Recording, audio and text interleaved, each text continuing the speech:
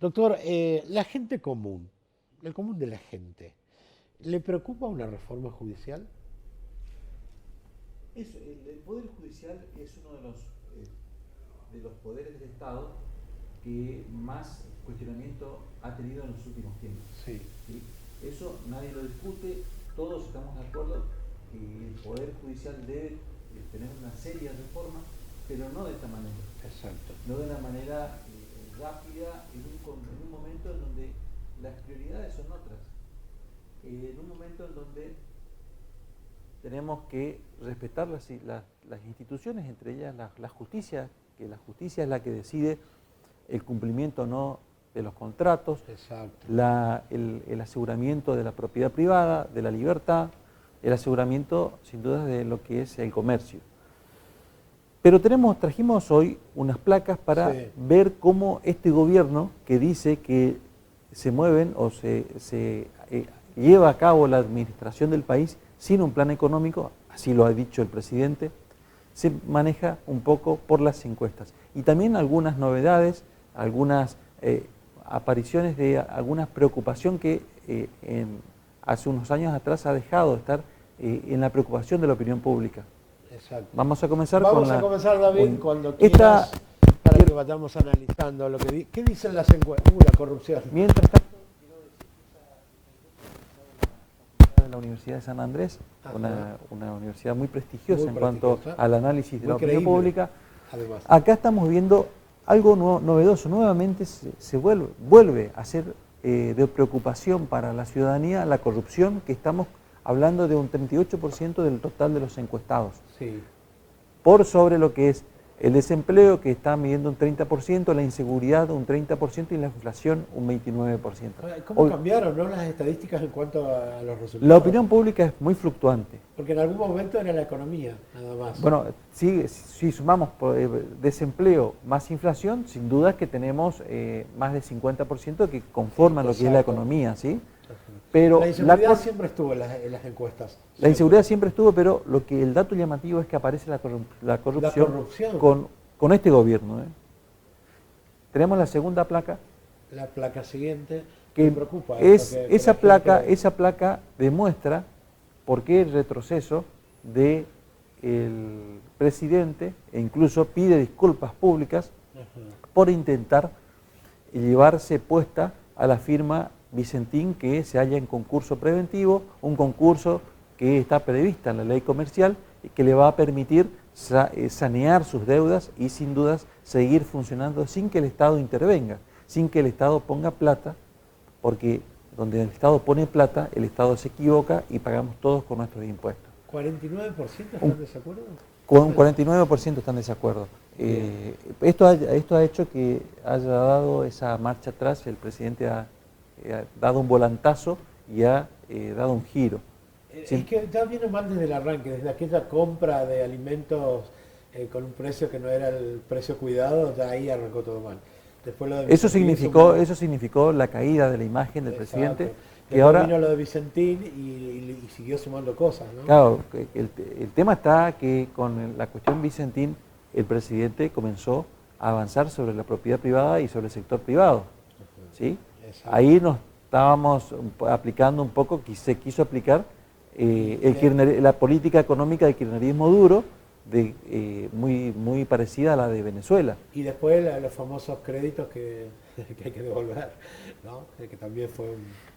Y también Edesur, también Edesur, hay que hablar de eso, que también está en la mina de Edesur, con la idea de estatizarlo por supuestamente algún tipo de desinversión. Exacto. Pero Edesur, recordemos que tenía negocios con Julio Devido, tenían pisada en ese momento la tarifa a cambio de valijas debajo del escritorio. Eso ha sido, incluso está aprobado en causas. Aquella imagen positiva que tuvo en el arranque de la pandemia fue cayendo de a poco, ¿no? En la porque próxima es placa, riesgoso tener a la gente encerrada, porque la gente piensa más también. Bueno, ¿no? otro factor. Ajá. Bueno, estas son las expectativas económicas, ¿sí? El 46% de los encuestados considera que la situación del país va a empeorar en el futuro. Sí. El 30% solamente consideran que la situación va a mejorar. El resto consideran que va a seguir igual. O sea, ¿Usted qué cree? mal. Yo creo que yo estoy con el 46%. Yo también. Creo que va a empeorar. ¿Por qué digo esto? Porque existe el doble de lo que se pudo haber emitido en moneda, en pesos, en estos momentos, y no existen mecanismos para absorber esa gran masa de dinero que está en la calle. ¿Alguien sabe la cantidad de dinero que se imprimió?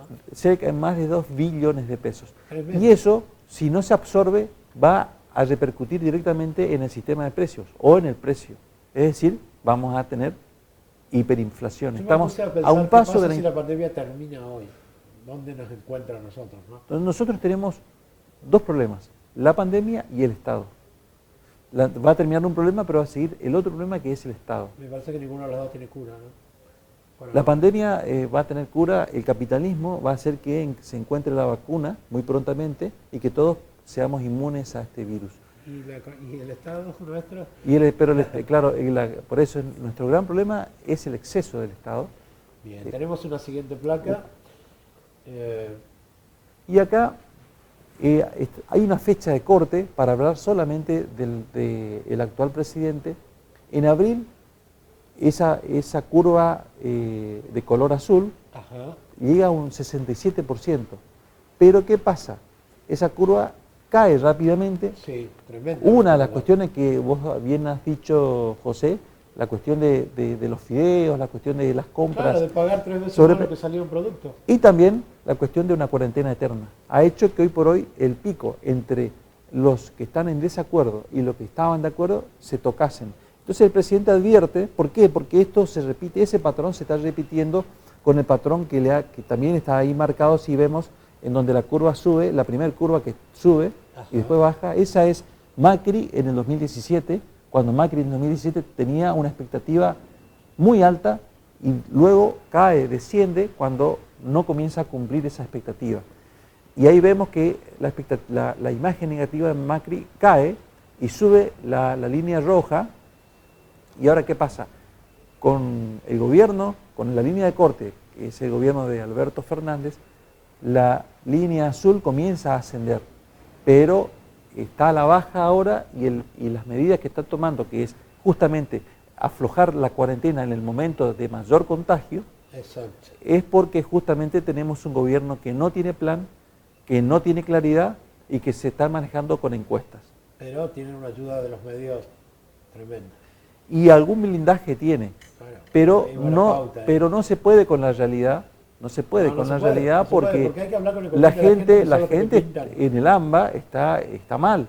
La gente que vive el día a día, aquel mozo de café, aquel que cuenta propista, que tiene su actividad y que trae su dinero diariamente a su casa, no lo puede hacer, no tiene plata. Y esto del IFE tiene que tener un plazo, no puede ser eterno. Ahora, ¿el gobierno nacional ve este tipo de encuestas? El gobierno nacional sin dudas que ve este tipo de encuestas, por eso es el retroceso del avance contra Vicentín, por eso está aflojando la cuarentena. ¿Y ahora para variar la reforma judicial? Claro, y ellos se sustentan, y teníamos una plaquita más, sí. Ellos están sustentando el intento de reformar ¿Cree usted que es necesaria una reforma del Poder Judicial? Ahí tenemos tenemos un 76% en realidad, porque a ese 60,8 debemos sumarle el 16,14, bastante. Sí. O sea, por eso decía, está tan deteriorado el Poder Judicial que como los empresarios que tienen una imagen muy por el piso. O sea, todos estamos de acuerdo que hay que hacer una reforma. Exactamente. Pero no para beneficiar a los corruptos. Pero no de esta manera, que ya está catalogada como un proyecto de reforma de impunidad.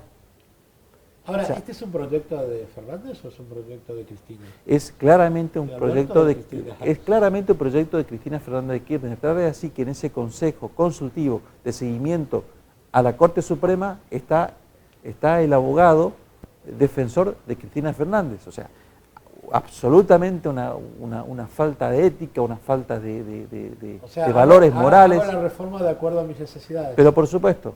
Y yo creo que esto precipita o se acelera de algún modo porque ven que a fin de año pueden llegar con complicaciones este gobierno y también muchos están hablando de una posible ebullición social. Yo no quiero ser alarmista, pero hay cierto sector que está leyendo que digamos, los sectores más marginados pueden tener un descontento porque sin dudas que no se va a poder controlar el sistema de precio, o por obvias razones, todo intento de controlar a través de una ley que no suba el precio de una mercadería es imposible. Bien. Porque, aquí tengo una pregunta, Ernesto, de Laguna Seca, que me parece interesante para hacérsela al doctor. El dólar, ¿por qué se le cuestionaba tanto la suba a Macri y no a Fernández? Y eso se debe justamente a una cuestión netamente política, porque el dólar es una moneda, en realidad es para largo. En Argentina, en el ADN del argentino está refugiarse en el dólar aquel que tiene un margen, un sobrante de ingresos mensuales. Ese sobrante lo pasa directamente al dólar porque es la única moneda que conserva el valor para ahorrar, ¿sí? ¿Y qué pasa? También el tener pisado al dólar perjudica lo que son las transacciones internacionales. Recordemos que la Argentina es por excelencia exportador de granos y nosotros, eso es el motor general, lo que genera divisas para que el país pueda subsistir y pueda cumplir no solamente con los servicios básicos, sino también que de algún modo dilapiden, esta administración dilapide. Y es cierto, hoy por hoy los medios de comunicación no son tan alarmistas en cuanto a cuando se dispara el dólar paralelo, más que nada el dólar blue. Nos están distrayendo con otras cosas. Exactamente, pero la brecha entre el dólar oficial pisado y el paralelo es bastante, y eso tendrá que también de algún modo contemporizar y dejar un poco en libertad el movimiento del dólar, pero en Argentina no se puede. ¿Tomó alguna medida acertada hasta ahora el presidente Fernández, de acuerdo a lo que está opinando? La única medida acertada ha sido la política sanitaria sin plan al inicio, ¿sí? Pero eso elevó la imagen terriblemente. Pero vos para aislar y confinar a 120 días a la población, tenés que tener un orden, tenés que concientizar de que la gente tiene que ser responsable, tienen que salir a trabajar pero de manera responsable, tiene que garantizar los protocolos, la seguridad, pero no lo ha hecho, no se ha hecho. Está bien, tenemos pocos muertos, digamos, comparado con otros países. Comparado con el nivel de contagio no ha sido elevado, pero ¿a qué costo? ¿A qué costo? Nosotros tenemos que ver que esto, mañana no se termina nuestra existencia. Pero nosotros continuamos. ¿Sabe qué pasa, doctor? En Corrientes vivimos otra realidad con respecto a la pandemia. Por eso por ahí no nos metemos tanto en lo que en Buenos Aires realmente lo está sintiendo, que es el conglomerado más grande que tenemos en el país. Aquí tal vez no lo sentimos, no nos damos cuenta de la gravedad de estar tantos días encerrados, cómo cae la economía. Acá nosotros 2 meses que estamos trabajando. Exacto. Por eso tenemos una realidad diferente. Y también puedo decirte por experiencia personal que, por ejemplo, uno va a la costanera y están los policías pidiéndote amablemente que uses el barbijo, o que circules, que no quedes como era antes, que nosotros... Pero me parece perfecto. Por eso por ahí nosotros tenemos otra realidad, y en el AMBA, donde viven el 50, 40, 50% de los argentinos, sin cloacas, sin infraestructura, sin agua, hacinados, están viviendo realmente mal. Uy, ¿a dónde iremos a parar, no? Yo te digo, José, que desde el 83 que vengo escuchando, desde muy chiquito, los discursos políticos, y todos los políticos se preocupan por la pobreza. Sí, y hay que preocuparse, pero en realidad hay que preocuparse por la riqueza. Cuanto más riqueza tiene un país, menos pobres existe. Tenemos que tener una política distinta a la que estamos escuchando. Por eso estamos nosotros trabajando en Corrientes, vamos a tener novedades de ese tema. Haga la invitación. El día 12, miércoles 12 a las 12 horas, vamos a estar lanzando el espacio de López Murphy, el espacio de Recrear Corrientes. Ya estamos trabajando con toda la provincia, y el día 13 vamos a tener, obviamente esto a través de Zoom, ¿no? Vamos a tener una reunión provincial con todos los referentes, casi tenemos la representación fiel de todo el mapa provincial. Eso es una gran alegría y un gran aliciente y motivación para los que estamos haciendo este esfuerzo, porque creemos que podemos lograr un país distinto y nos resistimos a la idea de que Ezeiza sea nuestra única salida para poder vivir mejor. Doctor Saúla, en su profesión, para consultas de tipo profesional, ¿dónde lo encontramos, Bueno, doctor? pueden hacerlo al 3794-354552.